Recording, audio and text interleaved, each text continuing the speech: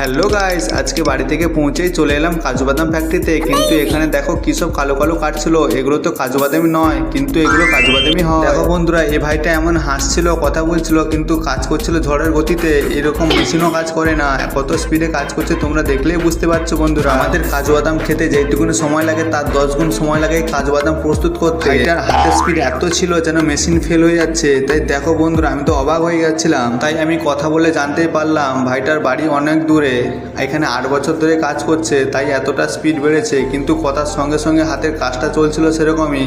তারপর চলে এলাম অটোমেটিক মেশিনের দ্বারা গুঁড়ো বাদামগুলোকে চারিদিকে ভাগ করার প্রসেস। তা এইগুলো দেখতে পাচ্ছ, ছোট বড় করে ভাগ অটোমেটিক্যালি হয়ে যাচ্ছে, আর ভালো করে সুন্দর পরিষ্কার করে সুন্দর করে এক এক জায়গায় ভাগ হয়ে যাচ্ছে। এই বাদামগুলো দেখতে পাচ্ছ, এটা খোল থেকে বের করানোর পর এরকম লাগে। তারপরে এই সবগুলোকে নিয়ে একটা স্টোরেজ মাধ্যমে মেশিনে করা হয় যাতে শুকানোর জন্য। আমি এক মুঠো কাজু খেতে খেতে চলে গেলাম ফাইনাল প্রসেসে, যেখানে কাজু বাদাম একদম লাস্ট পর্যায়ে ভাগ করা হয়। তো এখানে দেখতে পাচ্ছ বন্ধুরা, অটোমেটিক একটা মেশিন, যেখানে পুরো কাজু বাদাম ঢালার পরে এখানে সব ভাগ হয়ে যাচ্ছে, ছোট বড় মাঝারি টুকরো স্পেশাল।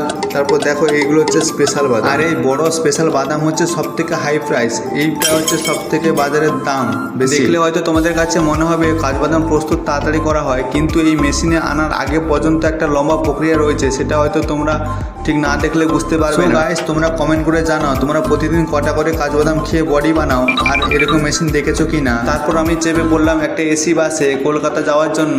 আমি এখন যাব ডিউটি। সো বন্ধুরা, তোমাদের যদি একটু ভালো লাগে তাহলে ভিডিওটিকে লাইক কমেন্ট আর শেয়ার করে দাও ভাই। আর আমি এখন মিষ্টি খাই। দেখা হচ্ছে পরে ভিডিওতে। Tata, bye bye.